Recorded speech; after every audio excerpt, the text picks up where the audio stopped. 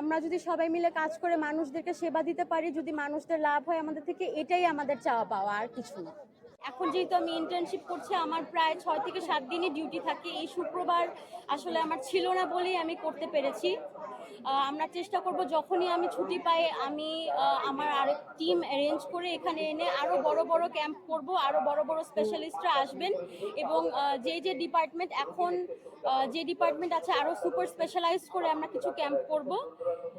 এটাই আমাদের প্ল্যান। মনে করেন আরও অ্যাডভান্সড আমরা কোনো হসপিটাল করতে পারি, যেখানে investigation profile, CT scan, MRI বা আরও যা যা নতুন ইনভেস্টিগেশন আছে সেগুলো যদি আমরা আনতে পারি, আরও বিশেষজ্ঞ ডাক্তার আনতে পারি, তাহলে তো অবশ্যই মানুষের জন্য ভালো হবে।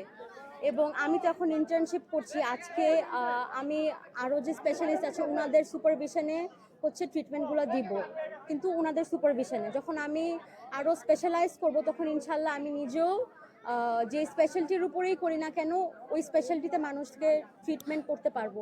এবং আমরা আসলে যে জামাতের যে এখানকার প্রার্থী অধ্যাপক ডাক্তার মাহমুদ হোসেন বকাউল, উনিও তো দেখছি যে হেলথ ক্যাম্প করছে, খুবই ভালো কাজ করছে। আসলে আমিও ডাক্তার এখন পাশ করেছি, উনি আমার সিনিয়র কলিগ বলা যায়। ওনার প্রতি আমার যথেষ্ট রেসপেক্ট আছে যে উনি ভালো কাজগুলো করছে।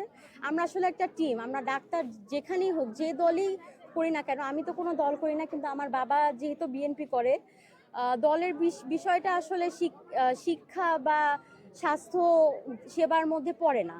এটা পরে হচ্ছে মানুষ কতটুকু আমাদের থেকে বেনিফিট পাবে বা আমরা কতটুকু মানুষকে হেল্প করতে পারবো। ধন্যবাদ।